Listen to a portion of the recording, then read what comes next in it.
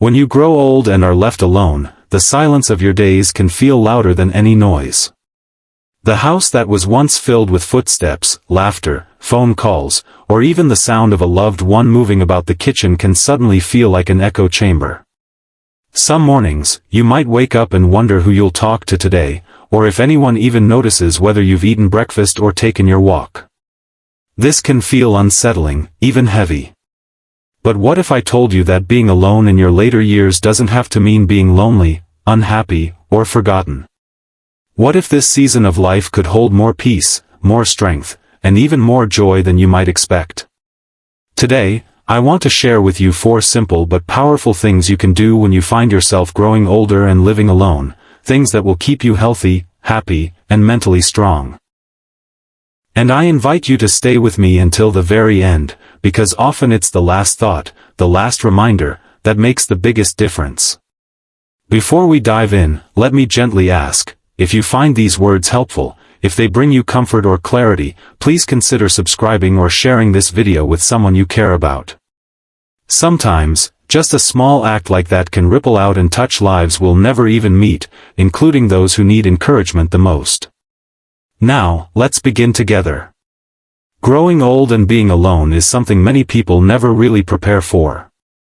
We imagine retirement, we picture family visits, maybe even vacations, but not everyone talks about the empty chair at the dinner table, the quiet phone that used to ring so often, or the stillness of a long evening. And yet, millions of older adults experience exactly this reality. Some lose a spouse after decades of companionship. Some have children who live far away or are busy with their own lives. Others never had a large circle to begin with. Whatever the reason, the outcome feels similar. The world slows down, people drift away, and suddenly, you are face to face with your own solitude. Here's something important to understand right away: being alone does not mean you are less valuable. It does not mean you are forgotten. And it certainly doesn't mean that your best days are behind you. In fact, research shows that later life can be a time of growth, wisdom, and even a deeper kind of happiness, if we choose to engage with it in a healthy way. Erik Erikson, the famous psychologist who studied the stages of life, once said that the challenge of older age is to find integrity rather than despair, to look back and see your life as meaningful, while also finding ways to continue living with purpose. That idea, to me, is comforting. It tells us that even when people leave, even when routines change, we can still build strength and joy from within. I've often thought about something the poet Rainer Maria Rilke wrote: the only journey is the one within. When we are surrounded by others, it's easy to measure our worth by how much they call us, visit us, or need us. But when life becomes quieter, we're given an invitation to go inward, to rediscover ourselves, and to nurture our mind and body in a more intentional way. Of course, that's easier said than done. I've spoken with many seniors who describe their first year of living alone as the hardest. The first birthday without their partner. The first Christmas without children nearby. The first night they realized nobody else would be walking through the door. These moments can feel unbearable. But time and again, I've also seen people slowly discover that the quiet can become a space of healing, creativity, and new beginnings. Think of the example of Martha, a woman I met during a senior wellness retreat. She was 72, and just 2 years earlier, her husband of nearly 50 years had passed away. She told me that in those early months, she barely got out of bed. Meals felt meaningless. Even watering the plants felt like too much effort. But then, little by little, she made a shift. She began by writing letters to her husband each morning, sharing her thoughts, her frustrations, her memories. It was her way of processing the loneliness. Then, she started taking small walks around her neighborhood, waving at familiar faces. Over time, she joined a book club at the library, even though she hadn't read a novel in years. Slowly, Martha's life filled again, not with the same presence she had lost, but with a new rhythm that gave her a sense of belonging and purpose. That's the beautiful thing about resilience. It doesn't erase the pain, but it helps us move forward while carrying love and memory with us. And it shows us that there are, indeed, things we can do to stay healthy, happy, and mentally strong even when we are on our own. I'm going to guide you through 4 of them today, but let's not rush. Before I share the first, I want to remind you of something very important. If you are living alone right now, please don't see yourself as left behind. Loneliness can whisper lies into our hearts, telling us we are forgotten or unimportant. But the truth is, this stage of life offers you a unique opportunity to care for yourself in ways you may have never had time for before. It's a chance to rebuild your health, rekindle your passions, and reconnect with what truly matters. And yes, there will be moments when the house feels too quiet, when the evenings drag on, or when memories bring tears. That's normal. But it's also temporary, because with the right mindset and habits, that silence can turn into space for peace, reflection, and even joy. In the coming minutes, I will walk you through 4 specific practices that can transform the way you experience being alone in your later years. These aren't complicated, and they don't require wealth, perfect health, or a large social circle. They require only willingness and small, consistent steps. And I promise you, they can make all the difference. So let's take a deep breath together. Imagine for a moment that this time in your life could be the beginning of something new. Not an ending, but a gentle turning of the page. Imagine that each morning you wake up, you have the power to shape your day into something meaningful, whether through caring for your body, exercising your mind, building connections, or nurturing your spirit. In just a moment, I'll share the first of these 4 things you can do. But before we get there, let me leave you with this thought from Viktor Frankl, the psychiatrist and Holocaust survivor who wrote Man's Search for Meaning. He said, "When we are no longer able to change a situation, we are challenged to change ourselves." Growing older, losing people, facing solitude, these may be situations we cannot control. But what we can control is how we respond, how we adapt, and how we create meaning even in the quietest moments of life. And that is where our journey begins. The very first thing you can do when you find yourself living alone in later life is to take intentional care of your body every single day. I know this might sound simple, maybe even obvious, but it's far more powerful than many people realize. Our physical health and our mental health are deeply connected, especially as we age. When we neglect one, the other suffers. But when we nurture our body, even in small ways, we begin to feel stronger, clearer, and more hopeful. Now, I'm not talking about training for a marathon or spending hours at the gym. What I mean is gentle, consistent movement that fits your ability. Walking around the block. Stretching in your living room while the morning light comes through the window. Gardening, sweeping the porch, or even just practicing balance exercises while holding onto the back of a sturdy chair. These things may look small, but they carry enormous benefits. Research from Harvard and the Mayo Clinic has shown that as little as 20 to 30 minutes of light activity each day can improve heart health, sharpen memory, and reduce feelings of depression. I once knew a gentleman named Henry, who was 81 when I met him. After his wife passed, he sank into a routine of sitting most of the day, staring at the television without really watching. His daughter worried about him and gently encouraged him to start moving more. At first, Henry resisted. He said he was too old, too tired, and didn't see the point. But eventually, he began walking to his mailbox every afternoon, then around the block, then to the nearby park. Within months, not only did his blood pressure improve, but his whole outlook shifted. He told me, "The walks didn't just bring me fresh air, they brought me back to life." Movement has a way of reminding us that we are still here, still capable, still alive. It reconnects us with our breath, our heartbeat, and the simple miracle of being present in the world. And when you live alone, movement also provides structure. It gives your day a rhythm, something to look forward to, something to build around. Of course, caring for the body isn't just about exercise, it's also about nourishing yourself with food that gives you energy and vitality. And here's where many seniors struggle. When you live alone, cooking can feel like a chore. It's tempting to eat whatever is easiest, maybe a frozen dinner or just a piece of toast. But remember, your body deserves more than convenience. Preparing a colorful plate of vegetables, whole grains, and a bit of lean protein is not just about nutrition, it's an act of self-respect. It's a way of saying, I matter enough to care for myself. A woman named Elaine once told me that when she became widowed, she lost all desire to cook. For months, she would just snack on crackers and cheese, telling herself it didn't matter. But one day, she decided to set the table just for herself. She lit a candle, made a simple bowl of soup, and sat down as if she were hosting a guest. It felt silly at first, she said, but then I realized, I am my own guest, and I deserve this. That small shift changed the way she related to food and to herself. So here's something you can try: once or twice a week, prepare a meal as if you were cooking for someone you love. Play music, put on a nicer shirt, maybe even set out a cloth napkin. You may be surprised at how much this simple ritual lifts your spirits. And don't forget the importance of rest. Sleep is often overlooked, but it's one of the strongest pillars of health.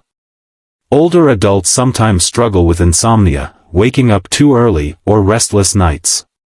But there are gentle habits that can help: keeping a consistent bedtime, turning off screens an hour before sleep, dimming the lights, and creating a little routine, like reading a calming book or listening to soft music. Treat bedtime as a sacred time to restore your body, not just something to get through. When you care for your body in these small but consistent ways, moving, nourishing, resting, you build a foundation that supports everything else. You give yourself the strength to face loneliness with resilience, the clarity to keep your mind sharp, and the energy to embrace each new day with possibility. Now, before we move on to the second thing you can do to stay healthy, happy, and mentally strong, let me remind you of something: self-care is not selfish.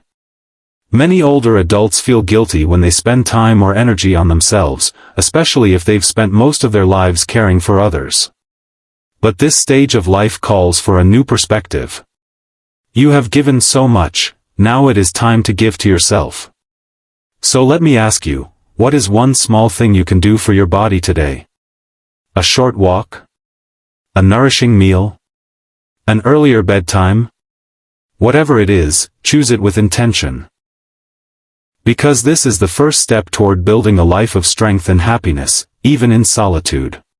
The second thing you can do when you grow old and find yourself living alone is to nurture your mind with connection and purpose. Loneliness is not just about being physically by yourself, it's about feeling unseen, unheard, or without meaning. The truth is, the human brain thrives on interaction and purpose, no matter how old we are.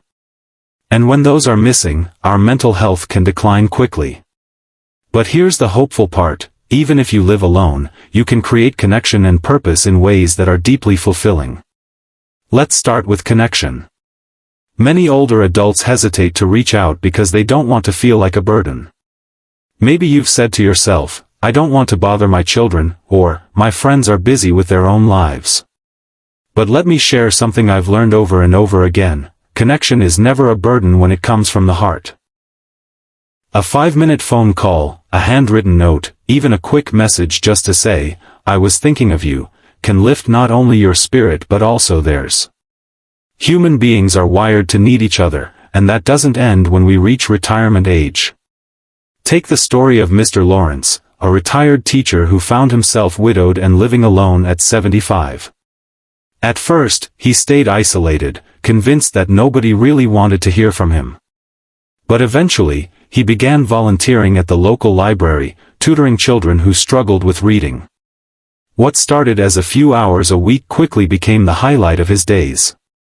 The children adored him, parents thanked him, and he rediscovered that deep sense of connection he thought he had lost. One day, he told me, I came here to help them, but really, they saved me. You see, connection doesn't always have to mean leaning on family or old friends. It can also mean opening yourself up to new relationships, new communities, new opportunities. And these connections can be as small or as large as you want. Joining a book club, attending a church group, taking an art class, or even just greeting neighbors on your daily walk can slowly weave a web of belonging around your life. Now let's talk about purpose. Psychologists and spiritual leaders alike agree that having a sense of purpose is one of the strongest predictors of happiness and resilience in older age. Viktor Frankl, whom I mentioned earlier, said that those who have a why to live can bear almost any how. When you wake up in the morning with something meaningful to do, even something small, you feel alive in a different way. Purpose doesn't have to mean running a business or writing a book, though it can, if that excites you. It can also mean tending to your garden, caring for a pet, creating photo albums for your grandchildren, or mentoring a younger neighbor. It's about finding something that matters to you, something that makes you feel useful and connected to the world around you. I once knew a woman named Joyce, who spent years feeling empty after her husband passed away. Then, one day, she decided to start writing letters to young people in her community who were entering college. She would send them encouragement, wisdom, and sometimes even a small check to help with books. Before long, she became known as the community grandma. She told me, "These kids aren't my blood, but they've given me a reason to wake up each morning." That is the power of purpose. It expands your circle of love and influence, no matter your circumstances. So if you're living alone right now, I encourage you to ask yourself, what small purpose can I create in my daily life? Maybe it's calling one person each week to check in on them. Maybe it's volunteering once a month. Maybe it's learning something new, like painting, playing music, or even using technology to connect with people far away. The goal is not to fill every hour with busyness, but to fill your heart with meaning. And here's something else. Don't underestimate the power of technology in building both connection and purpose. Yes, learning new technology can feel intimidating, but it can also open doors to a whole world of relationships and learning. Video calls with family, online classes, virtual support groups, these are lifelines that can make you feel less isolated. I've met 90-year-olds who attend weekly yoga classes over Zoom, and 80-year-olds who share cooking tips with friends on Facebook. It's never too late to learn, and every step you take expands your sense of belonging. When you nurture your mind through connection and purpose, you build resilience. The quiet of the house doesn't feel so heavy, because you know that your life still has meaning, your presence still matters, and your voice still carries weight. So here's a gentle challenge for you. This week, reach out to one person you haven't spoken to in a while. Write them a short note, call them, or send them a message. And also, choose one small purpose to pursue, something that gives you a reason to look forward to tomorrow. These little actions may seem simple, but they are life-changing. The third thing you can do when you are growing old and living alone is to actively care for your emotional and spiritual well-being. This is about tending to the heart, the place where grief, hope, memories, and faith all live together. Because while the body and mind are important, the emotional heart is what truly shapes how we experience each day. Living alone often brings waves of emotion that can feel unpredictable. Some days you may feel strong and at peace, and other days the silence may stir up sadness or longing for what once was. This is completely natural. The mistake many people make is believing they have to push those feelings away, or worse, carry them alone. But emotions are not a weakness, they are signals, reminders of the depth of your humanity and the love you've carried through the years. One of the most powerful ways to care for your emotional health is through expression. Whether that's talking with someone you trust, keeping a journal, writing letters you never send, or even creating art or music, expression gives your feelings a safe place to land. I once met a man named Robert, who lost his wife after 55 years of marriage. He told me he felt like half of him was missing. At first, he tried to hold it all inside, not wanting to appear weak to his children. But eventually, he began attending a support group for widowers. Week after week, he listened and shared. Over time, he realized that his grief didn't shrink by hiding, it softened through expression. That's the gift of emotional care. It doesn't erase the loss, but it makes room for healing. Another important part of emotional well-being is cultivating gratitude. I know that word is used often, but in older age, gratitude becomes a true anchor. Life may not look the way it once did, but even in solitude, there are blessings to be noticed. The warmth of the sun on your face, the taste of a favorite meal, the memory of a loved one's laughter, the kindness of a stranger at the grocery store. Keeping a gratitude journal, or even just pausing each night to whisper 3 things you're thankful for, can shift your focus from what is missing to what is still present. Gratitude doesn't deny hardship, it balances it. It reminds you that life, even in its quiet moments, still holds beauty. For many, emotional strength is also tied to spiritual strength. Whether you practice a religion, meditate, or simply spend time in nature, nurturing your spirit can bring deep comfort. Faith, in whatever form it takes for you, can remind you that you are never truly alone.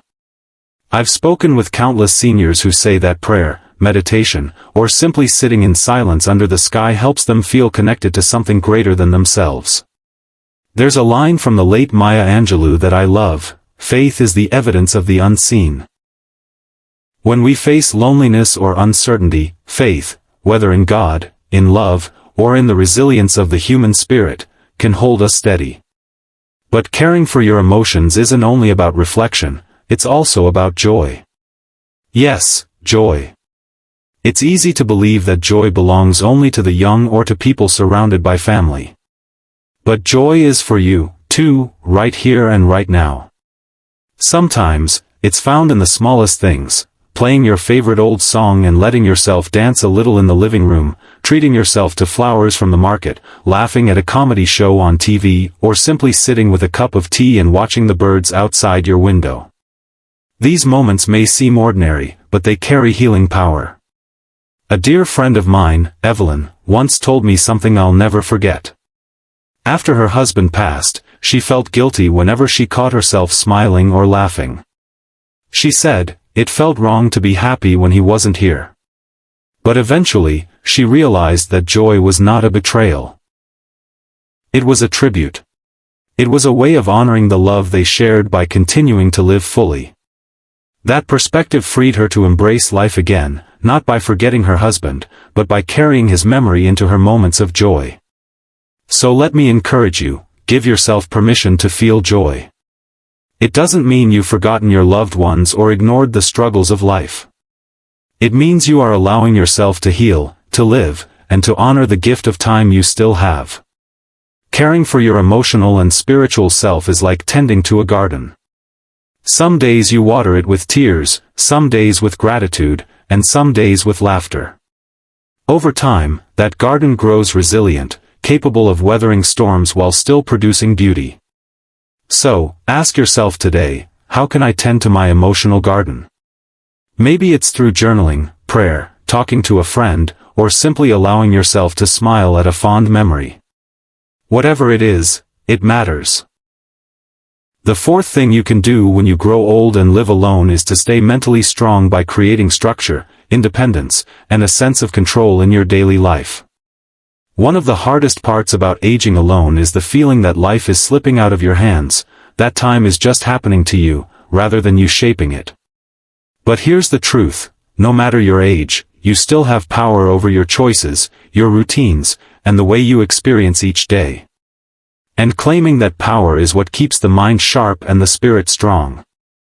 Structure begins with routine.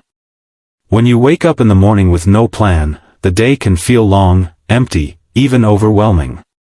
But when you create small rituals, morning stretches, a walk after breakfast, reading in the afternoon, preparing a nice dinner, you give your day a rhythm. That rhythm doesn't just pass the time, it creates stability for your mind. Studies on aging consistently show that seniors who maintain daily routines are less likely to experience depression and cognitive decline. In other words, structure is medicine for the brain. I once knew a man named Charles who struggled deeply after retirement. Without work to guide his schedule, he felt lost. Days blurred together, and his mood sank. Eventually, he decided to treat each day as if it were a new job, except this time, the job was caring for himself. He wrote out a gentle schedule: exercise in the morning, a hobby after lunch, connection with a friend in the evening. Within weeks, his energy returned, and he told me, "I realized my life didn't end when I stopped working. It just needed a new frame." Independence is another pillar of mental strength. Even if your body slows down, holding on to small acts of independence can be incredibly empowering. This might mean paying your own bills, preparing your own meals, or setting goals for yourself. Sometimes family members, with the best intentions, may try to take over every detail of your life. But remember, you are still capable, and every independent choice you make strengthens your sense of dignity. That said, independence also includes preparing wisely for the future. Part of staying mentally strong is reducing unnecessary worries. Organizing important papers, making sure your finances are in order, and planning for medical needs can actually free your mind from constant stress. It may feel uncomfortable at first, but once those details are settled, you create space to live more peacefully day by day. Control also comes from continuing to challenge your brain.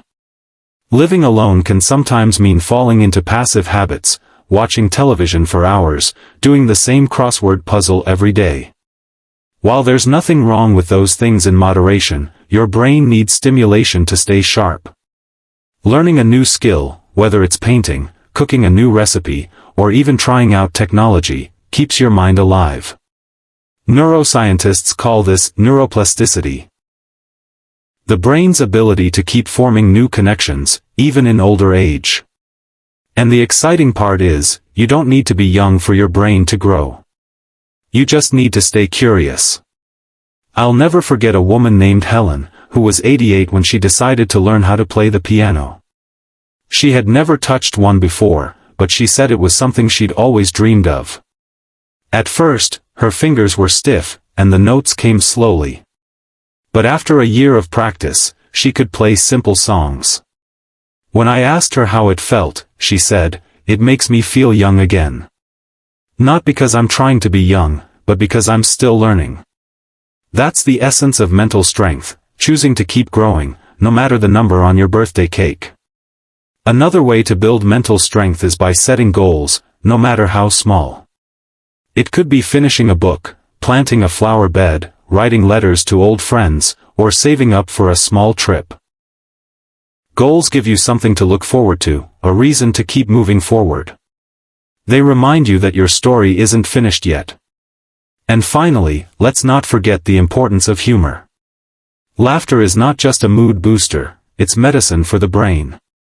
Studies show that laughter reduces stress hormones, improves memory, and even strengthens the immune system. So allow yourself to laugh often. Watch a comedy, share jokes with a friend, or simply laugh at your own mistakes.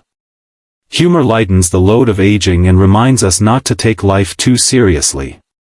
When you combine structure, independence, continued learning, and humor, you create a strong mental framework that protects you from the heaviest weight of loneliness. You remind yourself that you are still capable of shaping your life, still able to make choices that bring joy and meaning. So let's take a step back now. We've talked about 4 things: caring for your body through movement, nourishment, and rest, nurturing your mind with connection and purpose, tending to your emotional and spiritual heart through expression, gratitude, and joy, and finally, building mental strength through structure, independence, curiosity, and humor. Together, these practices form a path, not away from solitude, but through it, toward a life of peace, dignity, and fulfillment. Because being alone in older age does not mean your story is over. It means a new chapter is unfolding, one that holds its own beauty and wisdom. And here's the most important part: you are not truly alone. You carry with you every memory, every lesson, every relationship that shaped you. You carry within you the ability to connect, to heal, to laugh, and to grow. You carry the strength of a lifetime. So the next time you wake up to a quiet house, take a deep breath and remind yourself, this is not emptiness. It is space. Space to care for your body, space to nurture your mind, space to heal your heart, and space to strengthen your spirit. And in that space, may you find not only health and happiness, but also the quiet courage to live with strength and joy, even when you are on your own.